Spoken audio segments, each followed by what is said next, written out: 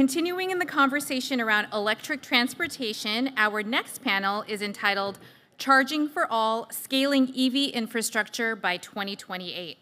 Please welcome Adam Mohabbat from LACI, Stephan Ng, Moon 5 Technologies, Tom Ashley, Voltera, Cameron Funk, InCharge Energy, and Chanel Parson, SCE.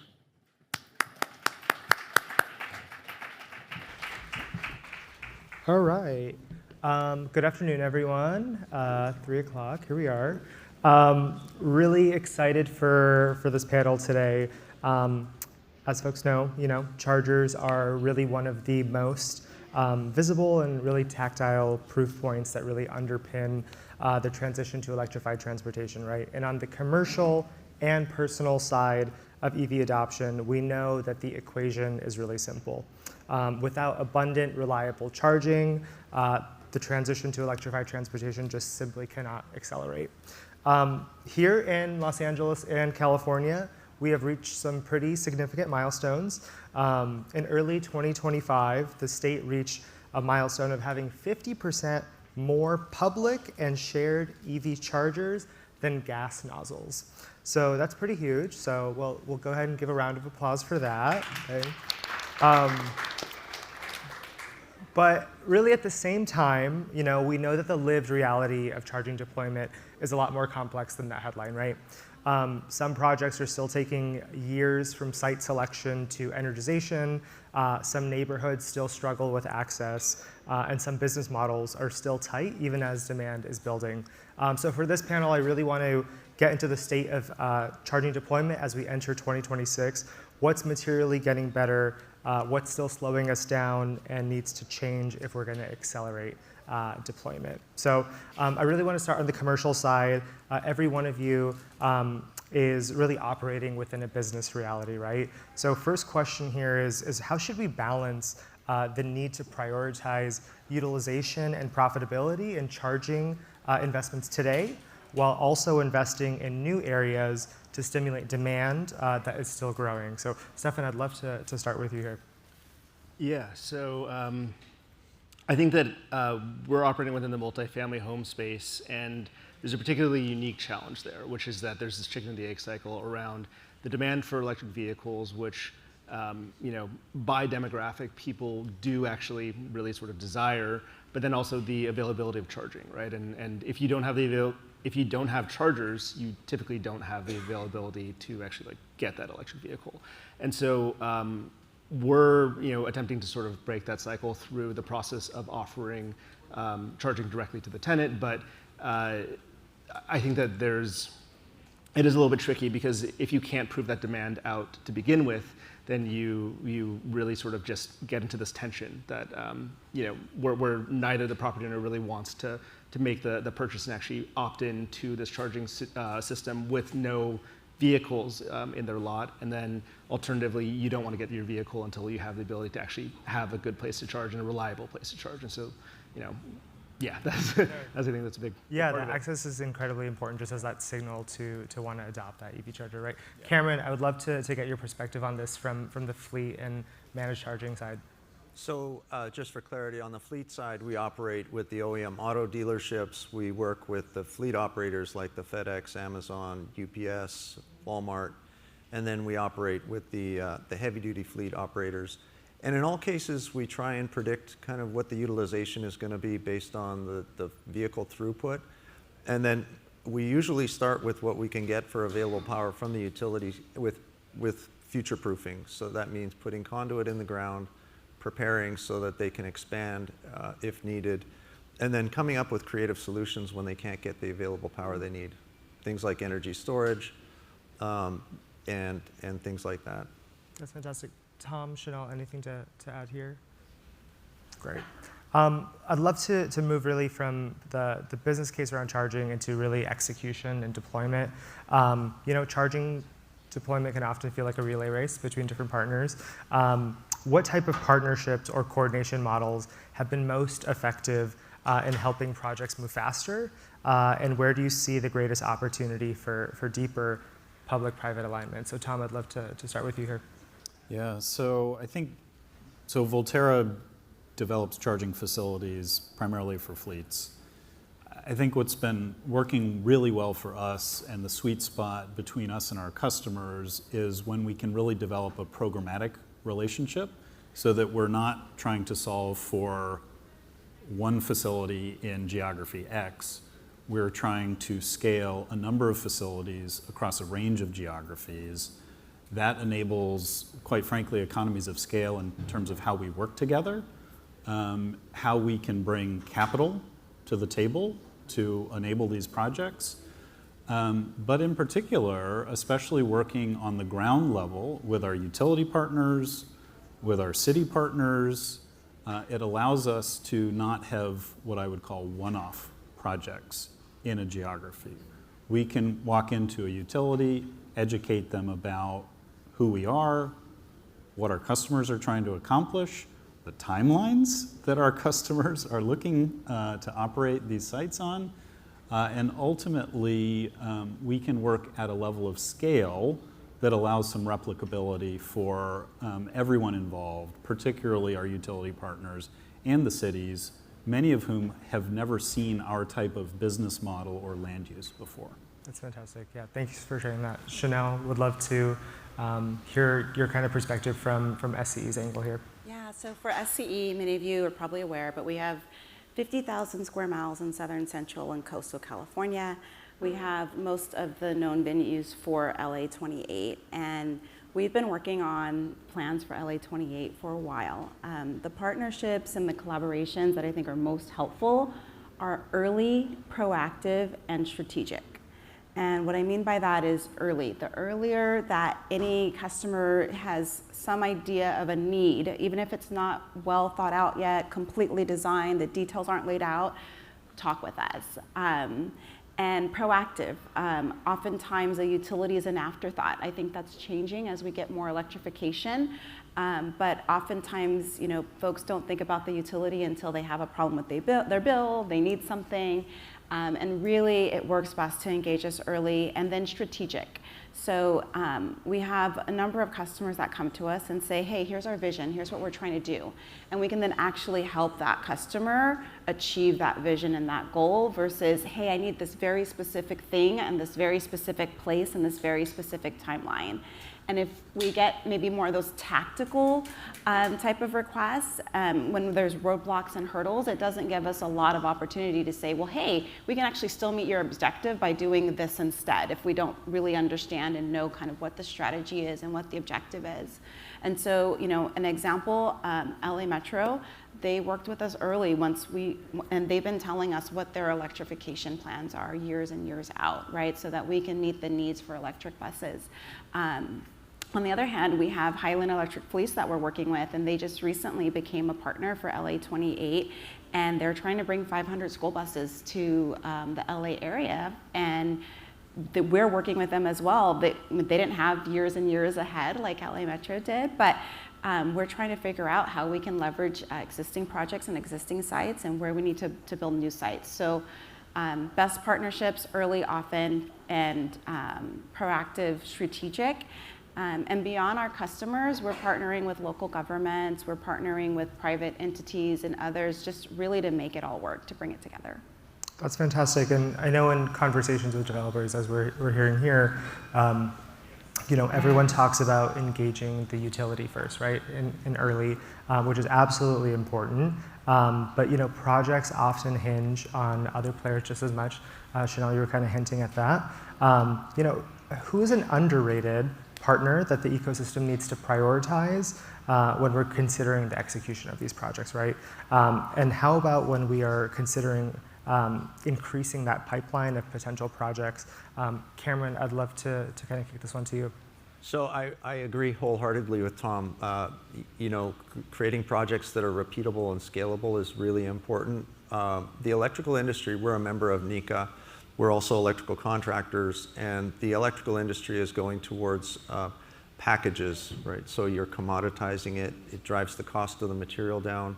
So if you can kit the project up, that's everything from the switchgear. The utility is only one component, but you've got transformers, you've got panel boards, you've got disconnect switches, you've got your charging equipment, And then even innovative approaches like above ground raceway can really make the project go in the ground a lot quicker. And to the extent that you can line all of those components up so you can ship it in a couple of pieces and bolt it together on site, makes things go a lot quicker. Absolutely. Chanel, do you want to add something here? Yeah, I'll add on to underrated partners, local governments.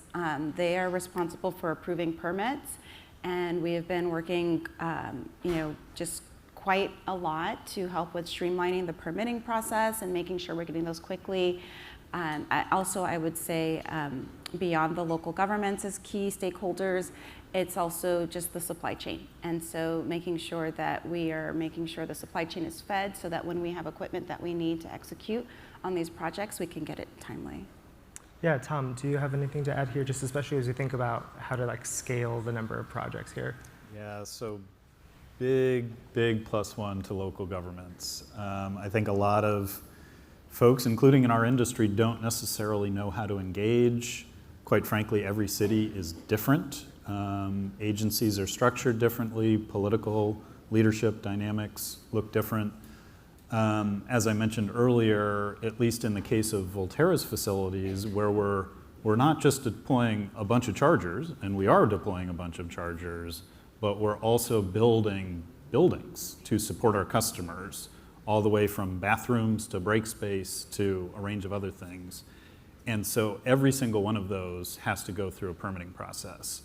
And as I mentioned earlier, most cities, when we show up, they have not contemplated our business, our type of facility. Even the ones that have, I'll just say, are learning how to do things maybe more efficiently and understanding more of the reality that the end fleet customers who are really, in some cases, aggressively transitioning their vehicles or entering new markets, what they're looking for and what they need. What I would say is this is a learning experience. The cities we've been working with, I think are aspiring to be good partners. I think some of that is a difficult transition from, I'll just call it, legacy process to working to meet the moment. And sometimes, that moment looks different, but I think that we could all help our local government partners sort of continue to innovate and become more efficient about how they do some of what they do, which is so critical, so necessary to enable the industry to invest.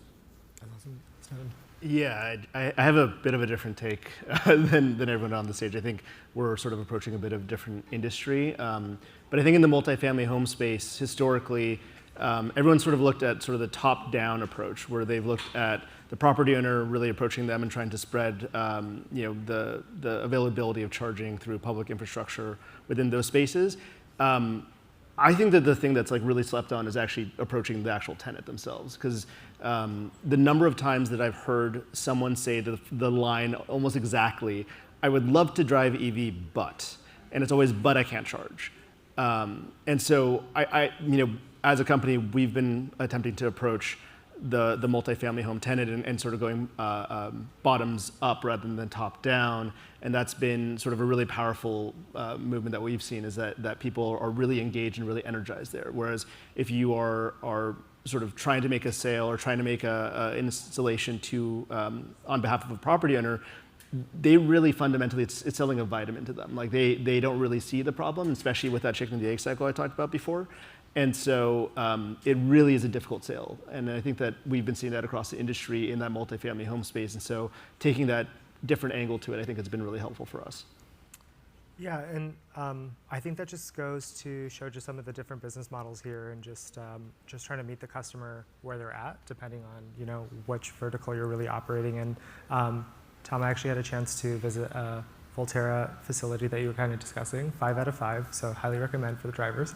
I think what we're hearing in this conversation is just that there's a learning curve, right? Just when it comes to EV charging, chargers are still really a nascent technology, which really leads to my next question here. And really from that technological perspective, there's still so much that can be done to really improve reliability, reduce costs, and really simplify that user experience. So what's an innovative technology, business, or policy model around charging infrastructure that can really enable a step change to really enable additional vehicle adoption? Stephan, would love to kind of come back to you on this one for what you all are up to at Moon 5. Yeah, so we're really trying to think about the entire system of a multifamily home complex. Typically, if you were to just go and, so we actually installed dedicated charging in your parking spot, and we only charge a flat rate with $0 down for that. And the way that we're able to do so is by thinking of it as a system, right? And so through that process, we get an energy management at the building and apartment level that enables us to scale other technologies and other features in that building, including bidirectionality. And so I think when you're starting to talk about making charging make sense, you shouldn't just be thinking about delivering electrons to the cars, but instead where those electrons are also flowing through existing wiring. And so that's sort of the angle and the approach that we're taking. And that opens a bunch of sort of revenue opportunities and potential that is significantly beyond that of just charging. Thanks for sharing that. And Chanel, I know you are working a little bit on V2G and bidirectionality at SCE. Would love to just hear a little bit about what you all are up to there. Yeah, we are definitely trying to enable our customers who want to use their vehicle bidirectionally to do so. And in many cases, effectively, a customer can use their personal vehicle as an energy management device.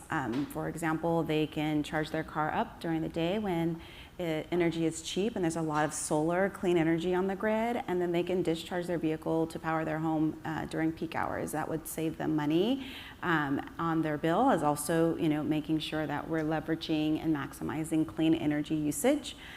Just a couple months ago, we announced a collaboration with Honda to enable our shared customers to use their vehicles bidirectionally, and we're continuing to do more in-house to streamline our processes and put programs forth that would help subsidize some of that equipment for our customers to do so.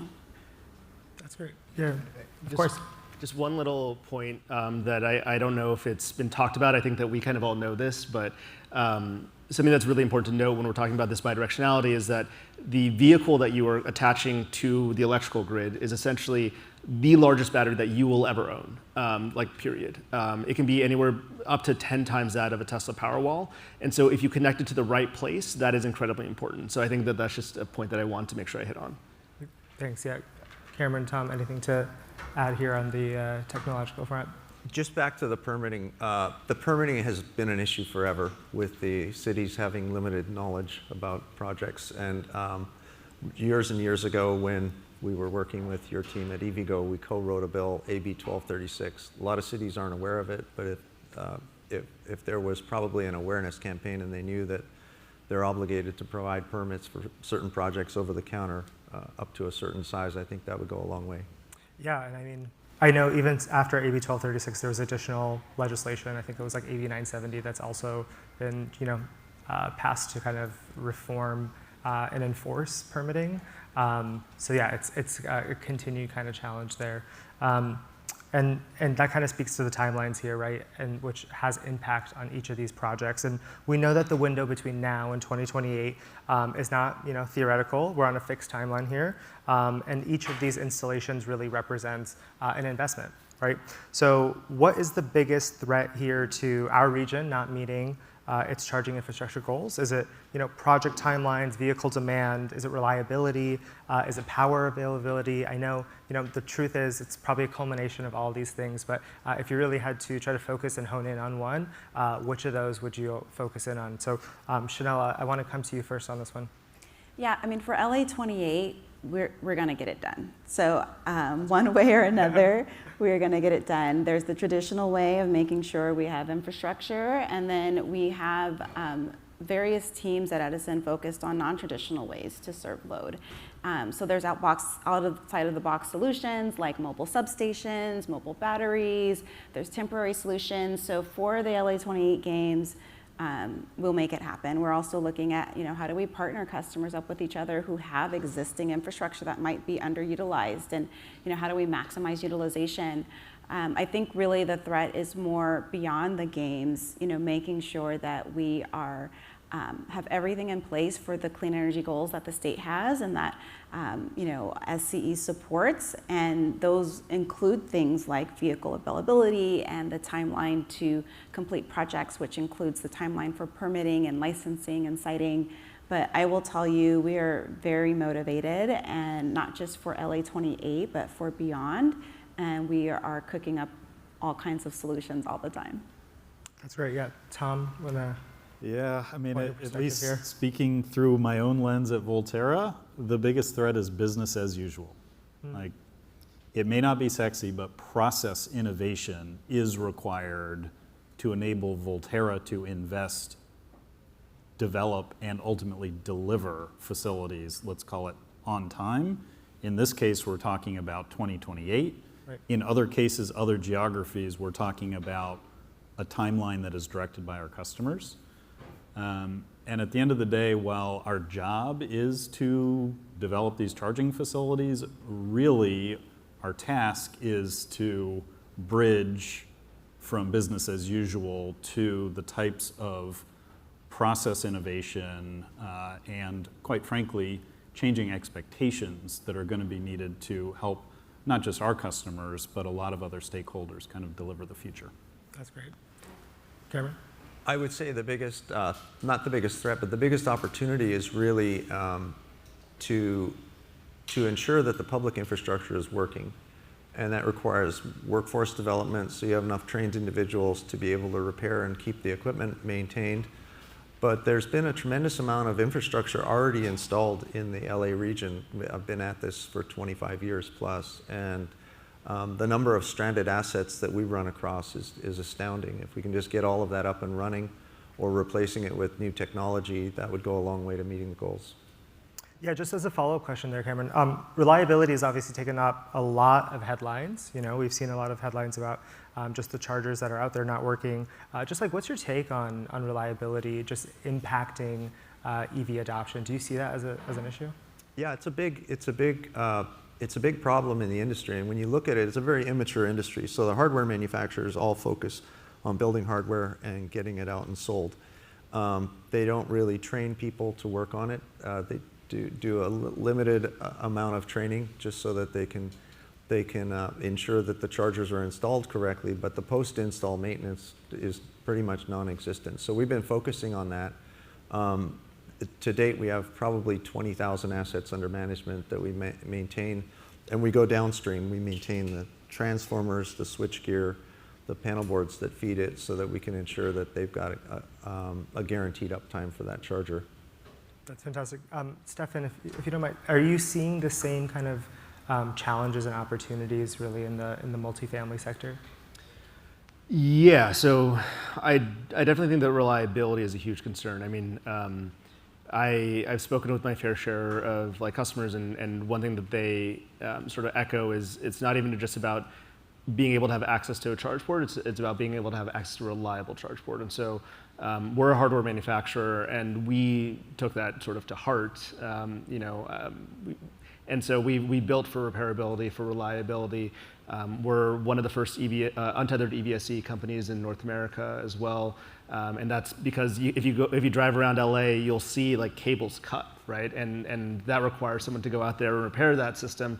Whereas if you build for that, if you build for repairability and for reliability, then you can just swap that cable, right? And so our systems are consumer repairable. They're actually, we don't use any adhesives or anything like that either, so they're actually even recyclable. You can actually take it apart and have a single waste stream for the recyclability. And so we are really sort of trying to push that so that it does become this very simple and seamless process for you as an individual tenant to just pull up and charge. That's fantastic. Yeah, just really enabling that confidence there. Time for kind of one last question here. And really, as we, similar to other sessions, as we are thinking about the legacy and lasting impact of the 2028 games, what enduring benefits do you really hope that our regional work here is going to deliver for the region? So Chanel, I'll start with you, and we can just go down the line. Yeah, there's a lot to love about the LA 28, the Olympic and Paralympic Games being here. One of the things that I personally love about it is it's accelerating a lot of what we want to do here in this region.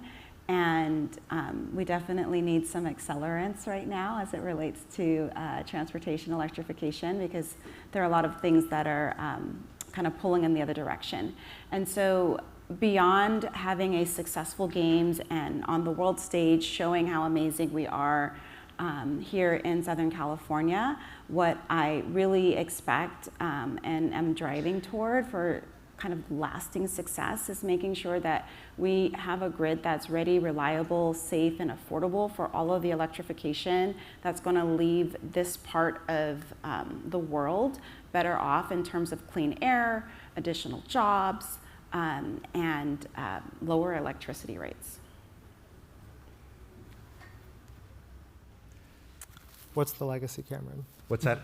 What are you hoping is really the enduring benefit of a lot of our regional work?